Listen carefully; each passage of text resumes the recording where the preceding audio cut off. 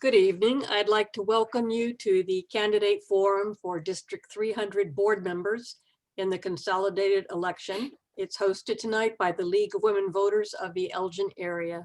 My name is Carol Grom and I will be the moderator tonight.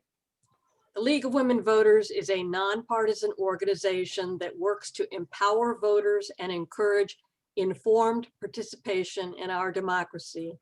One of the ways we do that is to hold candidate forums to provide voters an opportunity to hear the candidates running for election. The forums sponsored by the League give candidates for local offices a chance to present information about themselves and their candidacy, background, skills, education, reasons for running for office, what they hope to accomplish if elected, and positions on various issues relevant to the office. All candidates in contested races were invited to participate in a forum. Each one was given the opportunity to fill out a candidate questionnaire on our website, and their written responses, if any, can be found in the voter guide.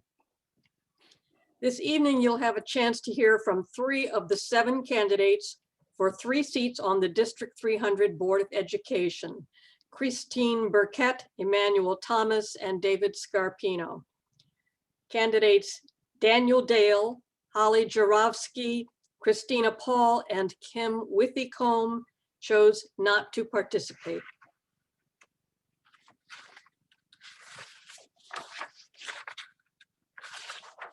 Format for today's forum will be a 3-minute opening statement followed by 2-minute responses to questions from the moderator and ending with 2-minute closing statements. Our timekeeper will show the candidates when they have 1 minute left, 30 seconds left, and when their time is up. Questions for the candidates were selected from those submitted by League members. After the question and answer period, the candidates will have the opportunity to give a 2-minute closing statement, beginning in reverse order. This forum will be recorded and posted to the League YouTube channel, where it will be available for viewing via links on the League's website, LWVEA.org. So welcome to our candidates and thank you for agreeing to participate tonight. Ms. Birkett, we will begin with your 3-minute opening statement, please. First, I'd like to thank the League for hosting this event and all of the viewers who hopefully are watching the event to learn more about the 3 candidates who are participating. My name is Christine Birkett, and I'm seeking a position on the D300 Board of Education because of my sincere interest in public education and concern for our community. As a parent of an elementary school student, I feel that I could provide some representation on the board for parents who have children who are at the start of their education through the school district. I would have a vested interest in the district's ability to evolve over time to give a quality education not only to my daughter, but to other students in the district. A single issue is not the focus of my candidacy, but rather I'm interested in setting a wide range of goals and implementing strategies, initiatives, and policies that will ensure the success of all students in our district. Serving as a member on the Board of Education would be a really exciting opportunity for me to engage with our community. I would certainly seek to understand our community's values, the wishes, and challenges in order to try and make real change and improvement to our students' learning experience. If elected, I would be an advocate for the educational needs of our community during the development of the 2021 through 2025 5-year strategic plan, and I would strive to do my part to hold the district to that plan.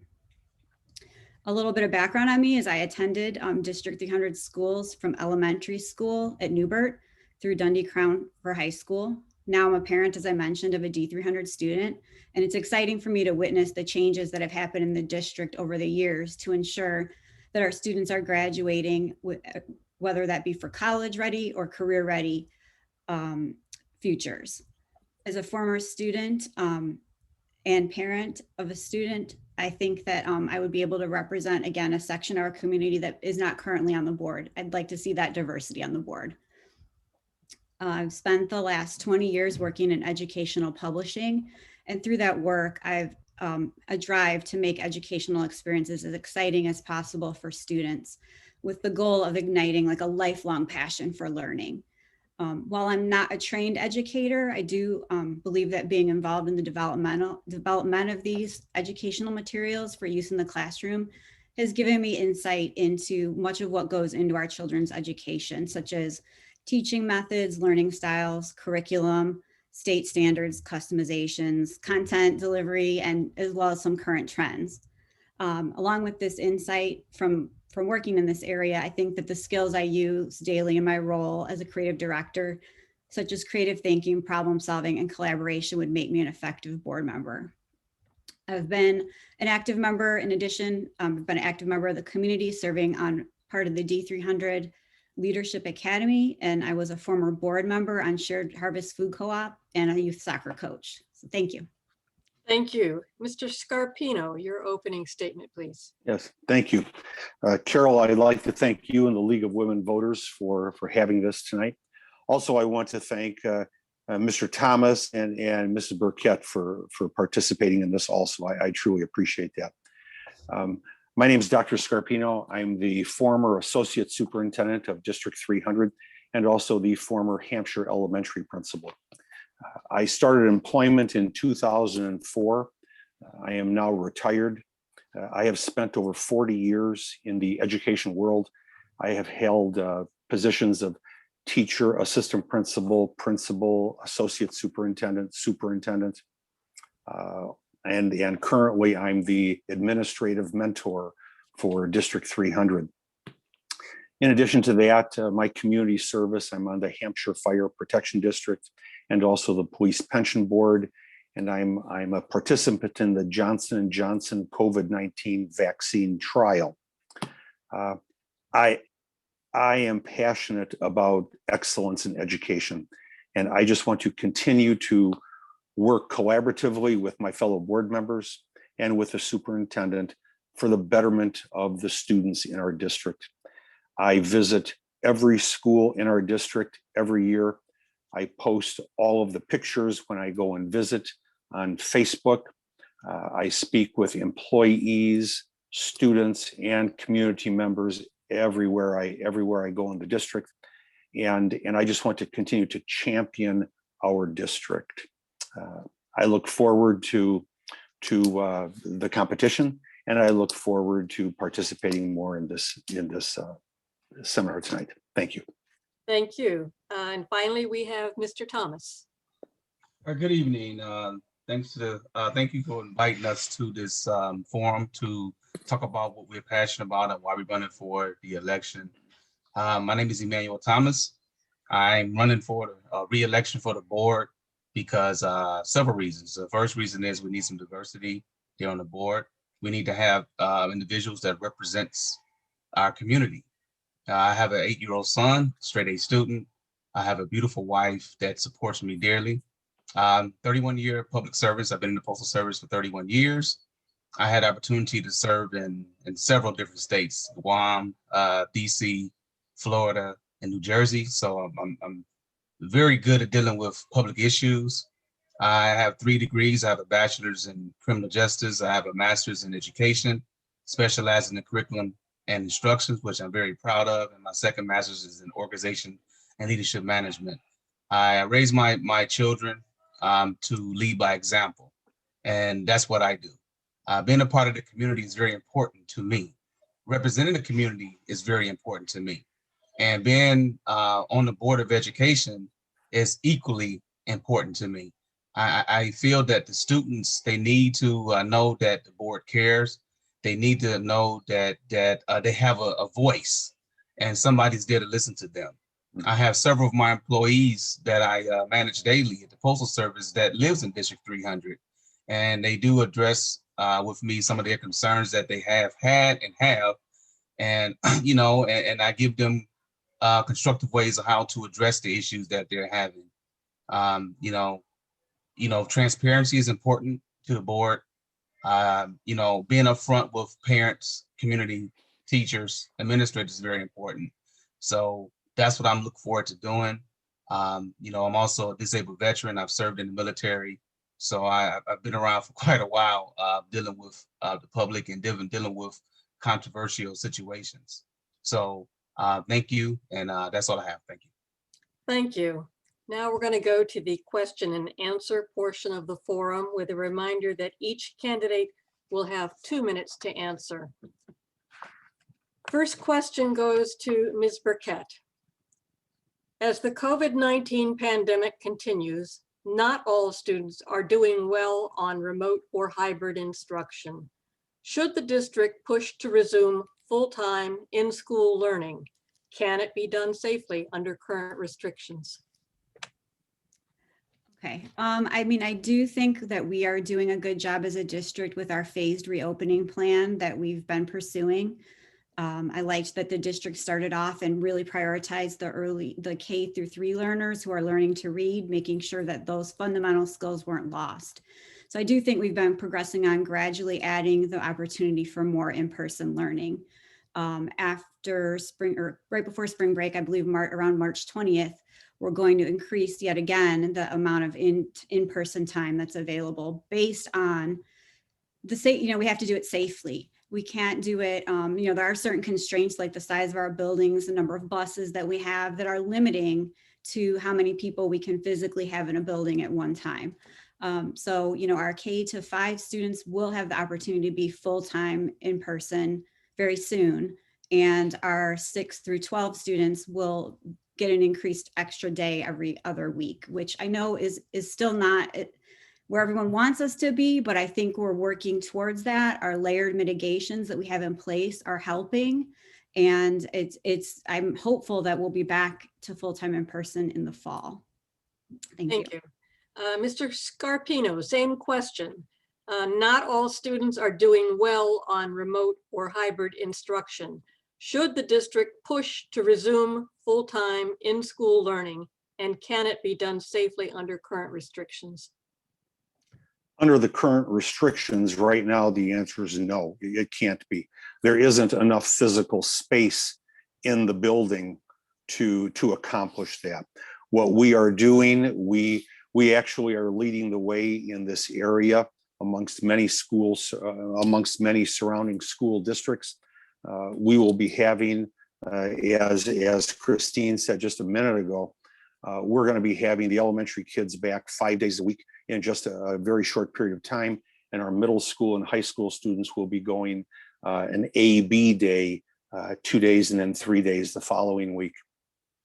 The reason it's not safe right now, or we can't do it right now, is we can't do the lunch. I mean, if you think about lunch period, right now the requirement is 50 students. How do you handle that many students in a confined area? I do believe that we will try to get as many kids back as possible. Today there was a meeting. It was held at 2 o'clock with the Illinois Association of School Boards and the State Administrative Association, and it had the state superintendent, and she was going over some things that are going to be looked at for next school year. And I look forward to that correspondence in the coming weeks. So right now, we just can't go back full time. Thank you. Thank you. Mr. Thomas, I was going to ask you the same question. Seems to be already answered, but I will ask for your thoughts. Should the district push to resume full-time in-school learning? And do you think it can be done safely under current restrictions? Under the current restrictions, I would say no. No school is prepared to bring that many students back together. I mean, nobody anticipated COVID-19. This virus, the way it attacks us as human beings, the closeness of the teachers and the students together, based on our learning, the way we learn, it's impossible. With the CDC guidelines, with the positivity rate that we currently have, we're working towards that. But no school was designed for this. So for us to think humanly possible that we could bring all students back at business as usual, that's not going to happen. And we need to be all realistic about that, but understand that, it is affecting our children, some of them, and we need to find a way to make this happen. And the school board is doing a phenomenal job with the superintendent of doing that. That's it. Thank you. Next question will go first to Mr. Scarpino. how can lost time and academic progress be made up, especially for younger and special ed students that have not fared well on remote learning? Unfortunately, you can't make up for lost time. You can't. But what we can do is try to make the time that we have with the children the best possible way that it can be. We will be looking, hopefully, kids might be able to go to summer school if that's possible. I know at the elementary level, yes, we will be going back to 5 days a week. We're at 4 now, but you can't make up for lost time. I mean, there's no better instruction than in-person instruction. And sadly, this is happening around the world. It's happening throughout the United States and the world. And there isn't a magic bullet. Our teachers are doing the best that they can, given the circumstances that they have. I see it every day when I visit classrooms. Teachers are teaching not only in person to the children there, but they're also teaching the children remotely. And if parents do not feel safe sending their child to school, they need to keep them home. And so, again, unfortunately, there isn't a magic bullet. We are doing everything that we can to the best of our abilities. Thank you. Thank you. Mr. Thomas, same question. Your thoughts on how can lost time and academic progress be made up, especially for younger and special ed students that have not fared as well on remote learning? You could never make up, I agree, lost time. You can never make up lost time. Special needs children, they need that one-on-one. They need that teacher interaction. They need that social contact. So school, a lot of classes, curriculums, they're built on building blocks. So, especially when it comes to math or reading, if you miss that opportunity, you miss it. And it's unfortunate because none of us knew this was going to happen. It's a pandemic that hit the world, and we have to find ways to get those students up to speed. And tutoring is great, summer school is great, and 100% parent participation. Parents have become teachers. My son, he has homework, and I find myself going on Google. I mean, because the math and the homework that they have today is amazing. Yeah. So, my wife had to actually stay home from work to be home with my son because he's not old enough or legal enough to stay home. So it affects us in every way, our personal lives, our professional lives, and our social and psychological ways of with our children. So, we got a plan in place. We execute the plan. And hopefully the children get up to speed and we can get them what they need. Thank you. Ms. Birkett, do you have any thoughts on how lost time and academic progress can be made up, especially for younger and special ed students? Yeah, I agree with both Dr. Scarpino and Mr. Thomas on, we can't make up for lost time. So I think we just really have to look forward and say, what can we do from this point on? Obviously there are going to be learning and achievement gaps. We need to assess those as best we can. We need to then put a model in place, a plan to, address those gaps and monitor that plan and improve upon it, keep our eye on it, keep it moving forward. We should obviously take feedback from stakeholders like the teachers and the parents to see, what are they seeing as well as the gaps. And the board's role in my mind is that we just need to then provide the resources to, work to close these gaps. Again, we can't make up for lost time. I also think, even just having a positive attitude about what we've all been through, trying to see some good that may have come out of this, things that we did learn, teachers, I've seen them being revolutionary in some of the ways that they're presenting content to my daughter. And it's exciting. I know it's not what anybody really wanted to do. And I know it's very hard work, but I think, something great could rise up. We can learn how to do things post-pandemic, maybe even in a better way than we were doing them beforehand, if we really take stock of what we've learned from this. So that's my hope, is that we can build something better coming out of this experience. Thank you. Next question will go first to Mr. Thomas. Federal law mandates schools to administer in-person standardized tests to students in certain grades to meet accountability requirements. Due to the COVID-19 pandemic, states were granted waivers last year, and Superintendent Fred Hyde is one of many superintendents requesting an exemption again this year. While some education leaders believe that local assessments are enough, the Biden administration believes that allowing for some flexibility, the tests are crucial for determining the impact of COVID-19 on learning after a long period of disrupted schooling. What are your views on waiving the required assessments of student learning and school performance again this year? Well, waiving the standards, we're really not waiving the standards. I mean, I know that District 300 does iRating. My son I've taken that a couple different times, and he's had it since he's been in District 300. And that iRating testing, it tells you where your student is at. I mean, the state standards on waiving it. I was listening to Mr. Hyde when he was asked what he was mentioning why he wanted waived. It was based on the way we teach our children. You know, the COVID-19, the way they come together safely. You know, he was speaking that it may take 3 or 4 weeks to even get it done. That's right. You know, so that's the parameters that he wanted it waived for. It wasn't so much of ignoring it, because the iRating exams that the students take, it gives you a good assessment of where your student is at. So that's pretty much all I have to say to that matter. Maybe I should clarify a little bit. It's my understanding, and correct me if I'm wrong, that the federal standardized tests not only give an assessment of how well the children are doing compared to schools and other places, but it also, in some ways, assesses how well the school and the school district are doing compared to other places. So, Well, oh, I'm sorry. no, I was just gonna say, so if you want to touch on that, you still had some time left. Okay.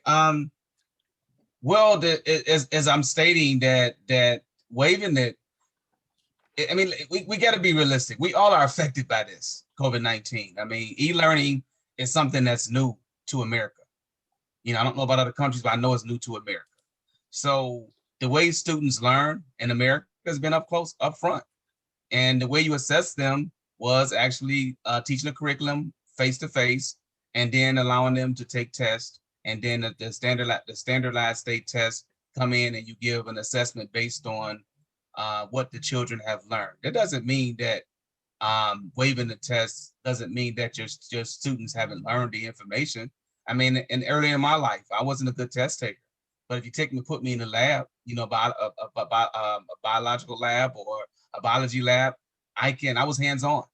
So different students learn different ways. So I don't think we should ignore it and waive it. But at the same time, we should be able to do it safely so we can properly assess how our children have learned. Thank you. Ms. Birkett, same question.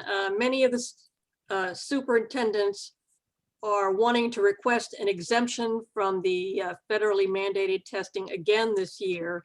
The Biden administration believes that while allowing for some flexibility, the tests are crucial for determining the impact of COVID-19 on learning after a long period of disrupted schooling. What are your views on waiving the required assessments of student learning and school performance? Again, I agree with Mr. Thomas. Having heard Superintendent Hyde explain the logistic problem with trying to, again, administer these tests and the disruption of a number of weeks just to administer them. So we're already worried about achievement gaps. And then we're going to pause all learning for several weeks just to administer these tests. It's unfortunate that that's the scenario that we're in.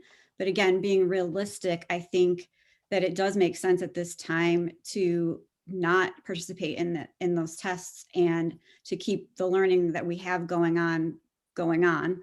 Additionally, as he mentioned as well, It's my understanding that our students are continuously monitored for progress throughout the year. Similarly, my daughter gets her iReady test. We get really good markers, and I think that feedback as a parent does give me a really good sense and feedback as to how she's doing. I don't think I've ever seen any scores on her for her, federal level tests. So as a parent, that helps me to see what's going on and gives me feedback that I'm used to understanding, and I see a value in that.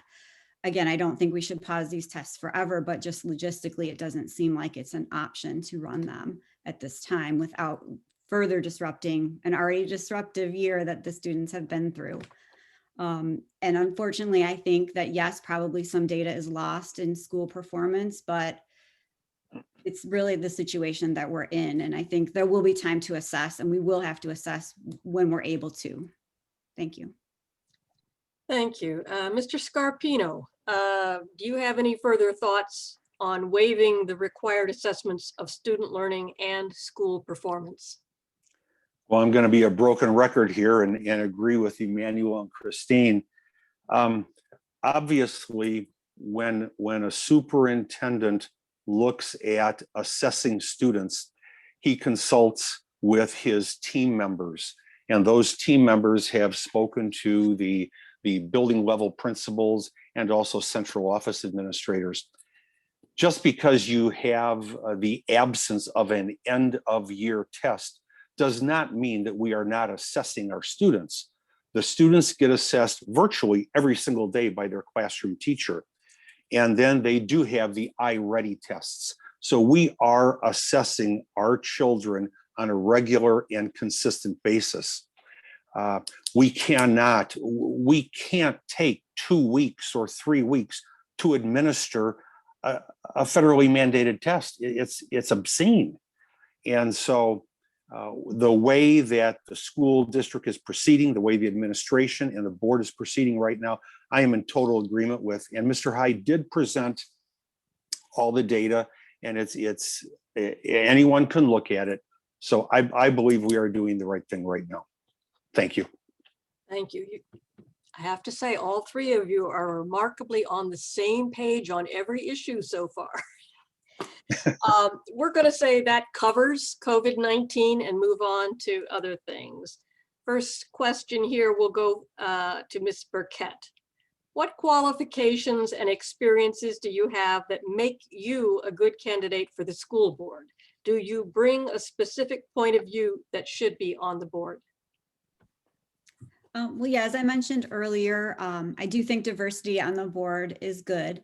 And I do value having people on the board who have been through the school system. They've had their children graduated. Some of them have grandchildren in the system, or the district rather. For myself, again, I have a younger daughter in the district. So I'm looking at it from that lens. And I think, having just that diversity of where I'm at within the system, the district where we're at grade level wise is an important viewpoint. Additionally, having been a graduate, it's interesting for me to have seen where the district has, how much change we've made. It's been a long time since I've been in high school, but we have so many programs that are just interesting and things that, I wish I would have had the opportunity to participate in. So I'm excited by these things. And I think I could bring even more energy and ideas on how to maybe even expand upon what we currently have. Trying to think of what other qualifications. Again, having worked in educational publishing, I'm seeing, what becomes parts of curriculum, what is not, what are different states doing. And so I do have my finger a little bit more on the pulse of that than your average parent probably does, just because I'm working day to day to develop some of these materials and seeing the trends in the marketplace for, how is COVID even, I know we're done talking about COVID, but how has that upended everything that we're doing and developing, and what are we learning from that? And so I think I could bring that perspective to the board. Thank you. Thank you. Mr. Scarpino, same question. What qualifications and experiences do you have that make you a good candidate for the school board? And do you bring a specific point of view that should be on the board? I'm a parent just like everybody else. It's just that our children are grown, but we do have 3 grandchildren that are going to school. And so I'm deeply concerned about the education they receive. As far as my background, I've spent over 40 years in public education. Again, as a teacher, assistant principal, associate superintendent. So what I bring to this specific position is my years of experience. I bring the fact that I visit each and every school every day. I listen to people. I understand the curriculum. I understand virtually all aspects of public education. And when engaging in conversations with fellow board members or citizens, I'm able to actually come from a perspective of firsthand knowledge, which I believe is beneficial to everyone. There you have it. Thank you. Thank you. Mr. Thomas, what qualifications and experiences do you have that make you a good candidate for the school board? And do you bring a specific point of view that should be on the board? My skills, I 31 years public service. So I'm used to dealing with all types of people, news media outlets, newspapers. I've been doing it for 31 years. I've lived in 6 different states. So my children have been involved with 6 different states learning ways. So I bring all that to District 300. Diversity. I mean, that's important for this school district. So my unique skills I bring, my public service, my ability to make a difference, my ability to listen to the teachers, the administrators, the parents, the community, listen to the people that don't have a voice. That's one of the reasons why I ran there and rerunning for this, because a lot of people don't have a voice.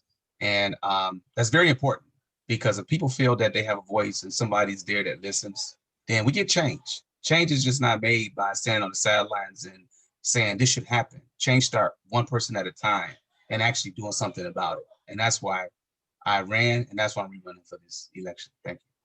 Thank you. Okay, this next one will go first to Mr. Scarpino. Aside from COVID-19, what are some of the most important issues facing District 300 right now? Important issues facing District 300. Well, we are building a brand new elementary school. And so we are going to need to redraw boundary lines. I happen to sit on that specific committee, and we will be bringing recommendations to the full board in the coming months.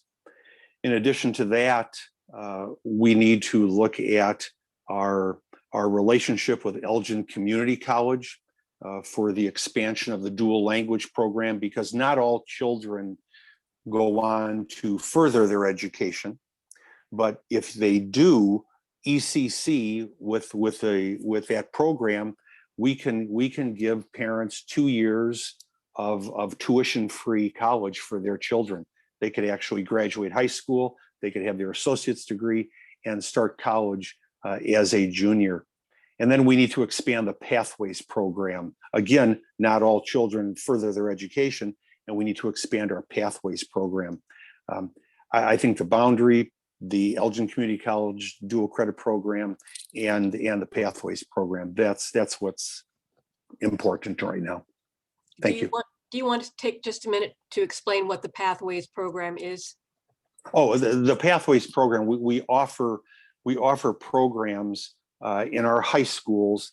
I'll give one example: welding. If you want to be a welder, you can actually go to Hampshire High School, take a program, a course of study, and then upon successful completion, you can actually be certified as a certain level welder.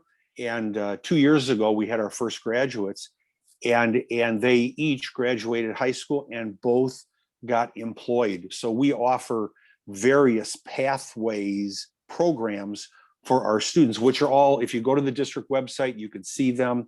And I think that's fantastic for our kids and our parents. Thank you. You're Mr. welcome. Mr. Thomas, aside from COVID-19, what are some of the most important issues or challenges facing District 300 right now? Cyberbullying. You have children out there getting bullied because of all the social media outlets. We also have suicides. That's unfortunate. A lot of teenage suicides. They are not socially connected. They are wanting to spend time with their friends. They're wanting to play sports. They're wanting just to be a part of something. You know, you have these young adults that had a lot of interaction with their friends, with their teachers, with their counselors. And unfortunately, we got hit with a pandemic that prevented all of that from happening. So bullying, I mean, that's worse now than ever. You know, when I was coming up, it was face to face, and there was no way when it's over, it was over.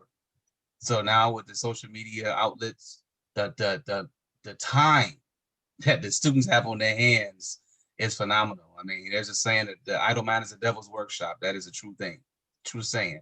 So, and like I said, is the suicides. I mean, you know, the disconnect with the social contact. So those are the two things I feel that's facing District 300 that we need to really take a serious look at. Thank you. Thank you. Ms. Birkett, same question. Aside from COVID-19, what do you see as some of the most important issues or challenges facing District 300 right now? I mean, I agree again with everyone, but I'll pick a different one to talk about. I think equity, diversity, and inclusion are a really big issue right now that we're starting on. You know, we've hired a diversity director.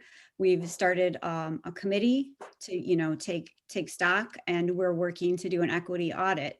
So these are all good steps. Like, it's a good start. And the board just recently made a statement on our stance as a district on these issues. So I think those are all a good start. Now I feel like the work has to happen is to take stock and make a plan to really do something about it and be accountable to that plan. You know, we want every child to have the same opportunity for a quality education. We want them to feel, I think it's important that they feel safe at school and welcomed at school, and that it's a place where they can learn, you know, without worrying about all of those things, and for everyone to have a fair shot at that. So I think, again, we're heading in the right direction. We're starting to really look at it, not like other districts in the area that are also, you know, really working towards these goals. And they're lofty goals, and they will be hard conversations that will need to be had, and the community will need to come along with, you know, the message that district has sent forward about our goals for this. But I think it's work that we need to do as a community. Thank you. Thank you. This next question will go first to Mr. Thomas. On any board, there are differing styles of leadership that range from the cheerleader who rubber stamps whatever the staff suggests, to the micromanager who wants to actively supervise the staff. What should be the role of a board member, and how hands-on will you be if elected? A board member should voice their opinions. You should, you know, as you stated, even in my current job, you know, you have leaders, you have followers, you have working ants, and you have the leader ants. So, you know, you need to know what your role is. That's number one. No one is superior over the other. Yeah, you know, there is the president, but each person on the board has a voice, and your voice needs to be heard, and it will be heard. I don't rubber stamp anything I don't believe in. That's why I got on the board. You know, I'm passionate about a lot of things, and one thing I would not do is have my name associated with just agreeing for something I don't agree with. You know, so I'm there to make a difference. I'm going to speak my mind. I'm going to be respectful of others, as always, because we all are adults. But I'm here to do the right thing for the community, the schools, and the parents. That's it. Thank you. Thank you. Ms. Birkett, same question. On any board, there are differing styles of leadership that range from the cheerleader who rubber stamps whatever the staff suggests to the micromanager who wants to actively supervise the staff. What should be the role of a board member, and how hands-on will you be if elected? Okay, so I think the role of the board member is really to be a conduit between the administration of the district and the parents and stakeholders in the community. So, even just in this campaign, I've been already reaching out, talking with teachers, talking with parents to try and, understand perspectives aside from my own of how people view our district, and trying to, I'm kind of, I guess, a gatherer. Like, I want to gather information, process that information, weigh it against, my personal opinions on things, and try and come up with something that's going to, we're not going to please everybody all of the time, and that's the fact of the matter. But I think the important thing is to communicate and hear everyone's opinions and weigh that all together with the information we're getting from administration, from teachers, just kind of put it all together and see where that helps you to end up on a decision. I think with everything that's gone on in this last year, we've seen that probably we need to do some community building and some trust building again with the board, just because everybody's been through a trauma with COVID and all this upheaval that we've all been through. So I'd hope that conversations and communications would be the way to rebuild that trust and to move forward in a better direction as we come out of these times that have been so difficult. So that would be, my goal would be to really try and communicate with everybody and hear where they're coming from. Thank you. Thank you. Mr. Scarpino, I won't repeat the whole thing. I'll just ask you, what should be the role of a board member, and how hands-on will you be if reelected? Well, the most important job a board member has is to hire a highly qualified superintendent, because the superintendent is the individual that oversees the day-to-day operation of the school district. And we have hired an outstanding superintendent in Mr. Hyde. I can attest to the fact that Emmanuel asks questions both in closed session and in open session. And each one of us, all 7 of us, ask questions. None of us are yes people. If we have a question, Mr. Hyde sends us the agenda a day or 2 before the meeting. If we have a question, we then ask the question to him. He then searches out the information. You can't be a person who goes on there with one agenda, and you can't be a person who wants to run the school district. It's not going to work, not with 7 people, but you have to work collaboratively. And that is how I work. I know that's how Emmanuel works. And in just listening to Christine, I'm confident that's how she's going to work. Thank you. Thank you. For the last question, we will begin with Ms. Birkett. The past election year has raised many questions, including how well are our schools teaching civics and critical thinking skills, such as how to evaluate the reliability of different sources of information and how to separate facts from unproven assertions. What are your thoughts on how these should be taught? Okay.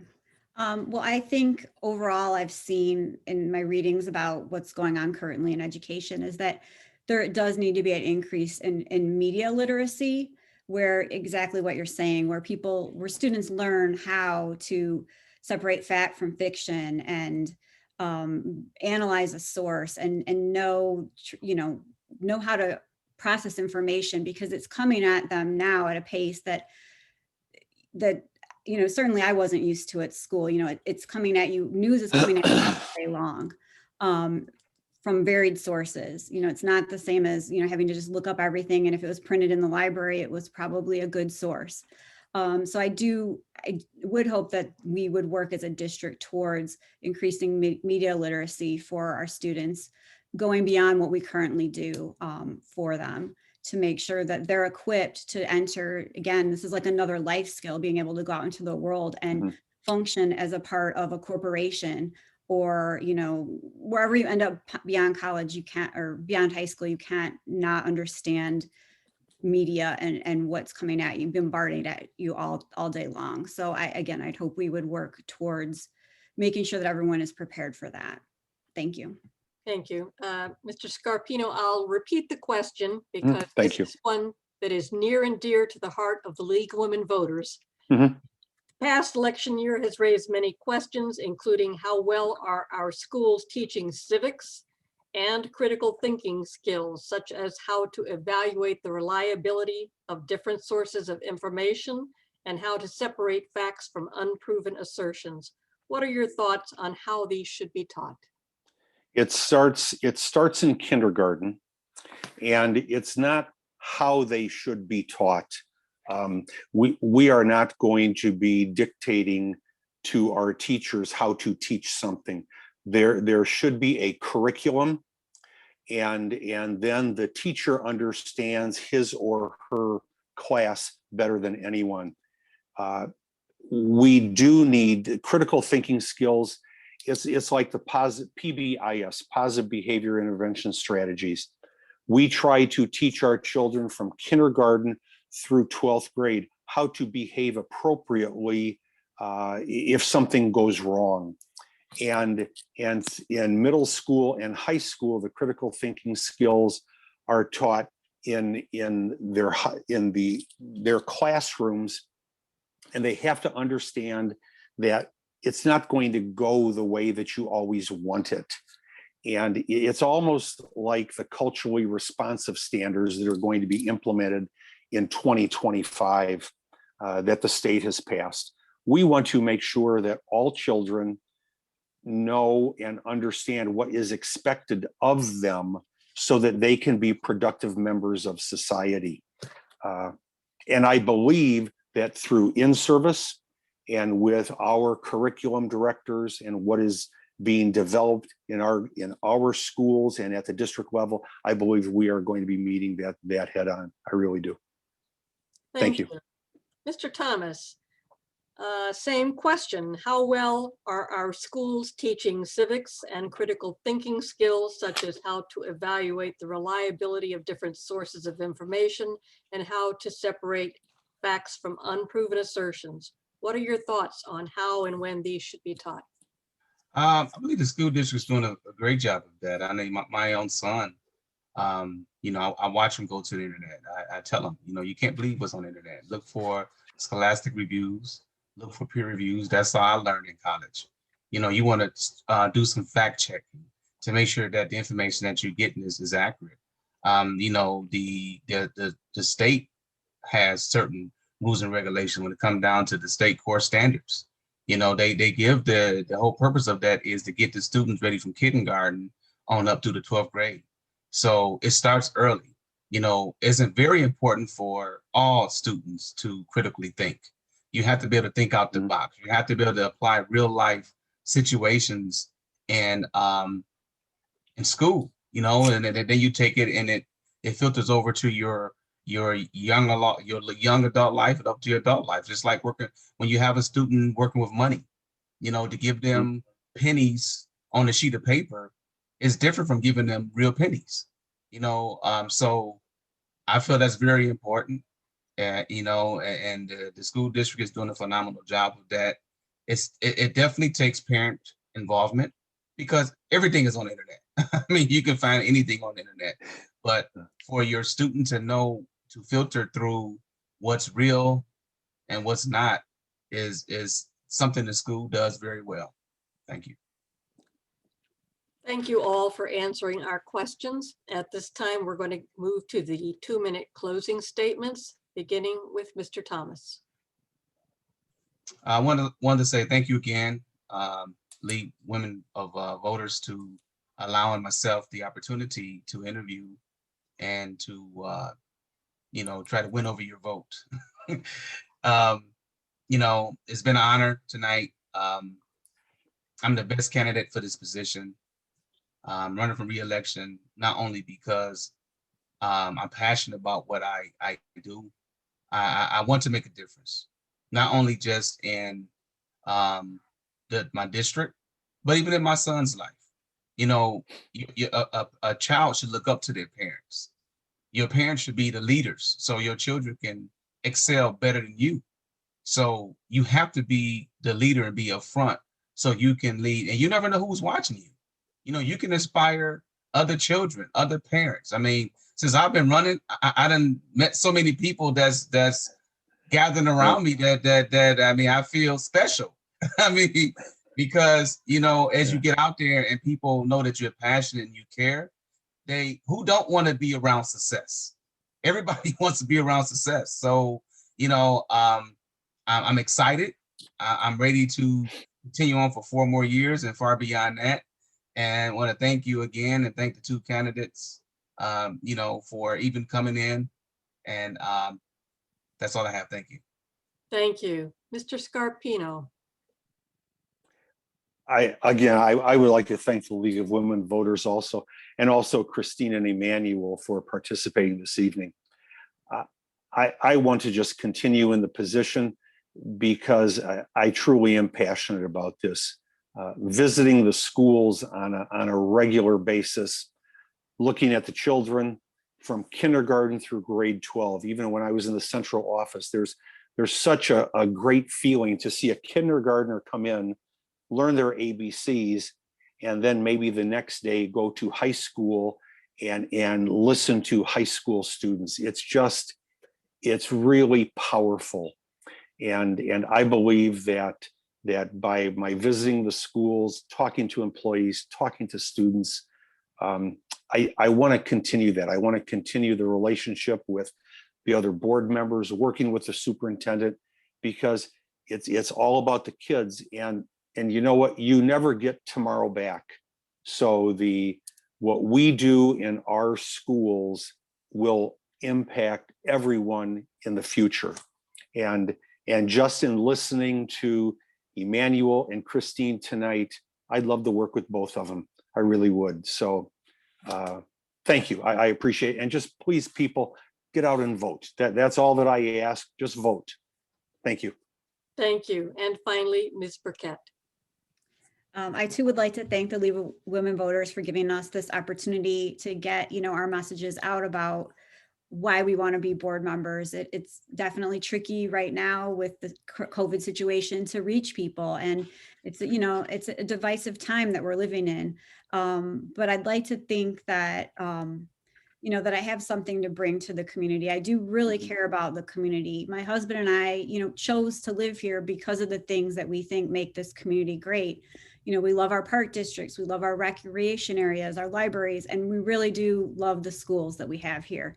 Something special happens in our school buildings between everybody who works there, not just the teachers and the students. And I see tremendous potential in our students, and I would love to be a part of working on the board to make sure that our district continues on this trajectory that it's on, giving our students of our community a really good opportunity for a bright future.